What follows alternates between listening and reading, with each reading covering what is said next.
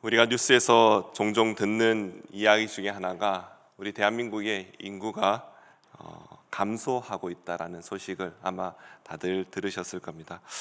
저도 그 인구가 얼마나 되는가 한번 검색해 봤습니다. 그래서 2026년 6월 26일자 지난달이죠. 지난달 통계로 5,109만 5,330명 이렇게 집계하는 것을 검색해 봤습니다. 어릴 때는 4천만 이런 이야기를 들었고요. 5천만까지는데 저는 계속 늘어났다라고 생각해서 한 6천만 넘지 않았나 그렇게 생각을 했었는데요. 2021년부터 감소하기 시작했으며 2040년대에는 아마 5천만 선이 무너질 것으로 예상을 한다라고 그렇게 인구 감소에 대한 그런 뉴스가 있습니다. 세상은 온통 인구 절벽이라는 단어를 씁니다. 또한 지방 소멸이라는 이야기가 있고요. 또 경쟁의 심화를 말하면서 세상은 늘 이러한 소식으로 우리를 불안하게 만들고 있습니다. 많은 청년들입니다. 많은 젊은이들이 공무원 시험과 그리고 좁은 취업의 문에 많이들 목을 메고 있습니다. 또한 각자 살아남기 위해 고군분투하는 이 시대 속에서 우리가 이런 시대에 살아가면서 문제를 하나 있다면요, 나라는 존재가 그저 이 5천만이라는 이 숫자 중에 하나의 1이라는 숫자에 불과하다라는 그런 소외감을 느끼며 또한 외로움의 시대를 우리가 살아가고 있다라는 것이죠. 특히 젊은 사람들이 이런 소외감과 외로움을 많이 느낀다라고 이야기를 합니다. 그런데 오늘 본문인 시편 8편은요, 이런 지독한 인생의 탄식과 소외감, 그 외로움 그런 속에서 터져 나온 이런 시인의 고백이 되는 것입니다. 우리가 이 구조를 보시면 시편 3편부터 7편까지죠. 1편과 2편은 전체의 그런 하나의 전반적인 그런 주제를 말한다면요, 3편부터 7편까지는 이 시인은 대적들에게 둘러싸여 어느 때까지입니까? 라는 그런 고백의 시였습니다. 바로 그 깊은 밤을 지나 오늘 시편 8편에서 갑자기 분위기가 싹 바뀌어지게 되는 것입니다. 바로 8편이 되어서야 거대한 찬양과 감격이 터져 나오게 됩니다. 오늘 우리가 보는 시편 8편의 이 배치가 우리에게 주는 하나님의 메시지가 무엇일까요? 우리가 아픔과 고통의 그 좌절 시간 속에서 하나님을 부르짖으며 나아갈 때 하나님께서는 반드시 우리의 그 탄식을 찬양으로 바꿔 주신다라는 그 하나님의 메시지가 담겨져 있는 것입니다. 사랑하는 성도님은 오늘 이 새벽 이 기도의 자리로 나온 저와 여러분의 이 마음에도 이 찬양의 회복이 일어나기를 간절히 소망합니다. 그렇다면 이 8편에서 하나님께서 우리에게 말씀하시는 이 찬양의 고백이 무엇일까요? 첫 번째는요, 온 땅에 가득한 그 하나님의 이름을 찬양하라, 그렇게 말씀합니다. 바로 1절 말씀인데요, 1절 말씀 우리가 찬양으로도 너무나도 많이 불렀던 말씀입니다. 1절 말씀 다시 한번 우리가 함께 읽어보겠습니다. 여호와 우리 주여, 주의 이름이 온 땅에 어찌 그리 아름다운지요, 주의 영광이 하늘을 덮었나이다. 아멘. 시인의 눈이 달라졌습니다.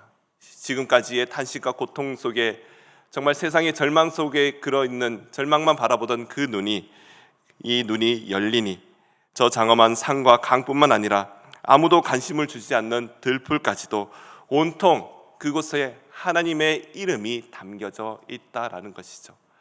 바로 우리가 메이드 인 코리아, 메이드 인 차이나 이렇게 이야기하지만 이 세상을 바라보니 온통 세상이 다 메이드 인 하나님이라고 그렇게 보이기 시작한 것입니다. 왜 우리는 이 아름다운 세상을 살면서 우리는 그것을 누리지 못하고 있을까요? 세상의 염려와 바쁜 일 속에서 먹고 사는 그런 문제들, 이 모든 것이 우리의 영적인 눈과 귀를 막아버렸기 때문입니다. 우리가 예수님을 믿는다는 것, 그저 단순한 그 기독교라는 하나의 종교의 그 안위를 가지는 것이 아닙니다. 예수님을 믿으며 세상을 보는 시각이 완전히 달라져야 될 줄로 믿습니다. 우리가 실질적으로 하나님을 깊이 만나는 곳은요, 이 예배의 자리이며 또 기도의 자리입니다. 바로 이 자리에서 은혜를 받고, 그리고 이 문을 나서는 순간, 이 예배의 장에, 이 본당의 문을 나서는 순간에 우리 삶의 그 터전 전체가 하나님을 증거하는 그런 성전으로 바뀌게 될 줄로 믿습니다. 사랑하는 여러분, 오늘 우리도 이 예배의 시간을 마치고 나아갈 때 우리가 자연을 만물을 바라보며 정말 하나님의 살아계심을 그것을 바라보는 그런 눈이 열어지기를 간절히 소망합니다. 또한 하나님은 이 위대한 영광을 대적하는 세상의 교만하고 거만한 자들 향해 독특한 그런 힘을 말씀해 주고 계십니다. 2절 말씀인데요, 주의 대적으로 말미암아 어린 아이들과 젖먹이들의 입으로 권능을 세우시며 이는 원수들과 보복자들을 잠잠하게 하려 하심이니이다. 세상은 대적과 싸우려면 더 강한 무기, 더 높은 스펙, 또한 더 우월한 힘을 가져야 된다고 세상은 늘 우리에게 말하고 있습니다. 그러나 하나님의 방법은 다릅니다. 하나님은 군대나 최첨단 무기가 아니라 말씀합니다. 가장 무력하고 스스로 지킬 수 없는 어린아이와 젖먹이들의 그 입을 통해 하나님께서는 세상의 강한 것들을 잠잠하게 하신다라고 우리에게 말씀하고 있습니다. 사랑하는 여러분, 영적 전쟁입니다. 이는 내 힘의 크기에 달려있는 것이 아님을 가르쳐주고 있습니다. 바로 모든 전쟁은 오직 하나님께 속해 있음을 믿습니다. 주님은 우리가 강해서 쓰시는 것이 아니라 연약할지라도 바로 주님의 손에 붙들려 있기 때문에 우리를 사용하신 줄로 믿습니다. 예수 안 믿어도 잘 먹고 잘 산다라고 세상은 늘 그렇게 이야기합니다.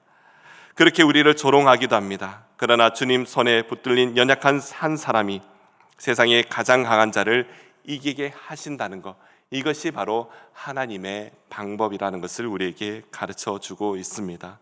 이 세상에서 진정한 승리하는 자, 바로 온 땅 가득한 하나님의 능력을 찬양하며 하나님 손에 붙들린 저와 여러분이 세상을 승리하는 자라 말씀하신 줄로 믿습니다. 두 번째 우리가 기억해야 될 것은, 두 번째 우리가 찬양해야 될 것은요, 바로 먼지 같은 나를 기억하시고 돌보시는 은혜를 찬양해야 합니다. 시인은 밤하늘의 은하수를 바라보며 광활한 우주와 대조되는 인간의 초라함을 묵상하며 찬양하고 있습니다. 3절과 4절 말씀인데요, 제가 읽겠습니다. 주의 손가락으로 만드신 주의 하늘과 주께서 베풀어 두신 달과 별들을 내가 보오니 사람이 무엇이기에 주께서 그를 생각하시며 인자가 무엇이기에 주께서 그를 돌보시나이까. 끝을 알 수 없는 정말 수많은 은하수와 달과 별들, 또한 상상할 수 없을 만큼 넓고 넓은 그 바다에 비하면요, 우리 인간은 정말 작은 하나의 먼지에 불과하다라는 것이죠. 정말 벌레 같은 존재일지도 모릅니다. 우주적인 그런 모습을 보면은 그만 없어도 되는, 그래도 세상 돌아가는데 전혀 지장 없는 그런 하나의 작은 점과 같다라는 것입니다.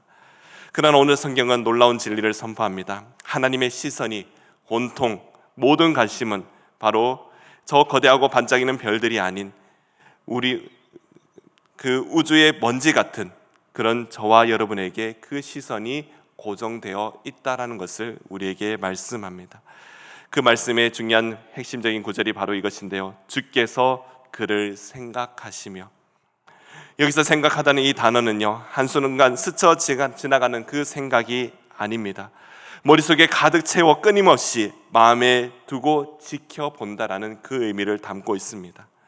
인구 5천만이 무너지며 전 세계 80억의 인구가 북적거린 이 지구라는 행성에서도요, 하나님은 한 사람도 빠짐없이 그 이름 하나하나를 다 기억하고 계신다라는 것이죠.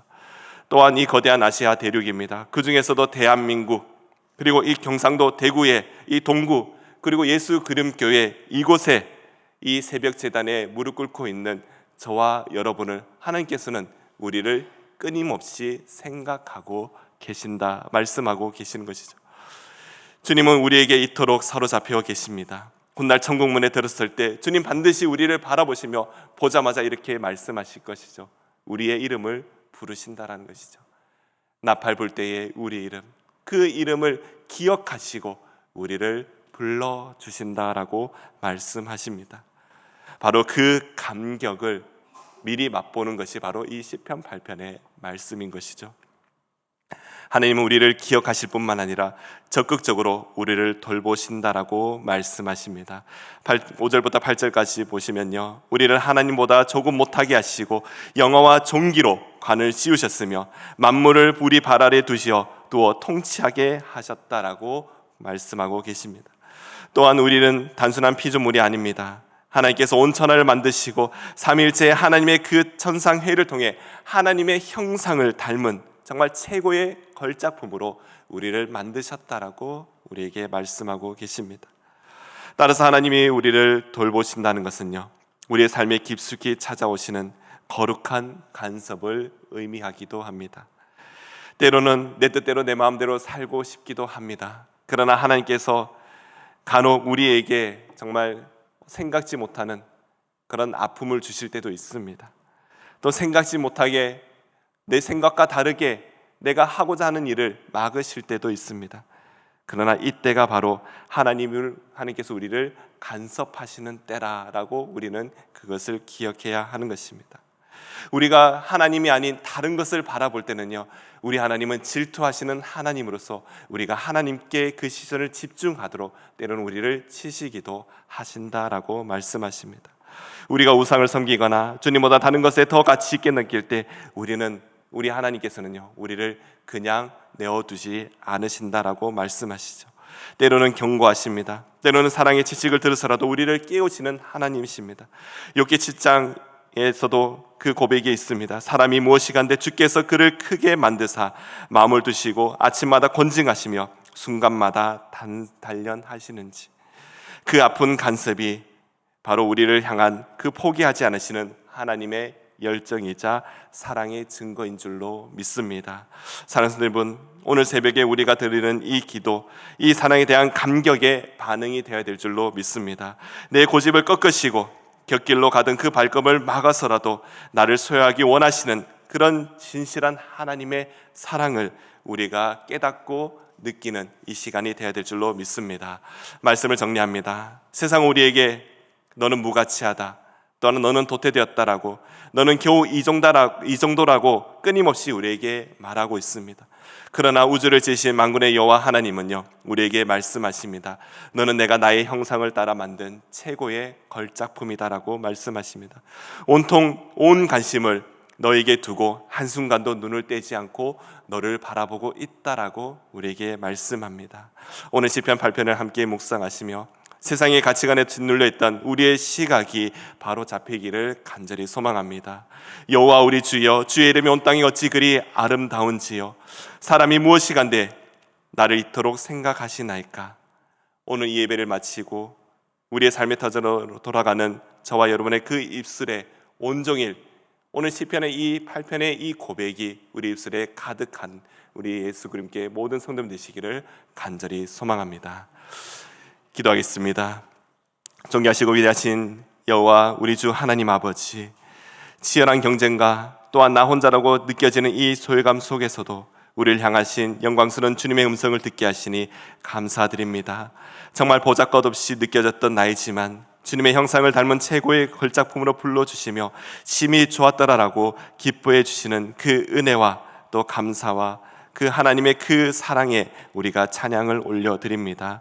세상의 바쁜 염려와 걱정 속에서도 나와 함께 하시는 살아계신 하나님을 바라보는 그 눈을 열어주시옵소서. 이 새벽 예배의 문을 나서서 삶의 터전으로 나아갈 때 저 하늘과 땅 작은 들풀 속에서도 일하시는 하나님의 손길을 바라볼 수 있는 그 영적인 눈을 하나님 띄게 하여 주시옵소서. 광활한 우주 속에서도 나라는 존재를 한순간도 잊지 않으시고 마음을 두어 생각하시며 세밀하게 돌보시는 그 하나님의 사랑에 감격해 나가는 우리 믿음의 성도들이 다 되게 하여 주시옵소서. 이 아침 교회에 나와 엎드려 부르짖고 있습니다. 우리 부르짖는 성도들의 그 간구에 주님 하늘문을 열어주시며 응답하여 주시고 질병으로 물질로 자녀의 문제로 또한 좁은 취업의 앞에서 눈물 흘리는 그 마음마다 하나님께서 친히 찾아가 주시어 한없는 사랑으로 품으시며 또 이들의 기도를 하나님 간절히 들어주시옵소서. 오늘 하루도 주님과 동행하는 그 기쁨과 즐거운 하루가 되게 하여 주시옵소서. 감사드리며 예수님 이름으로 기도드립니다. 아멘.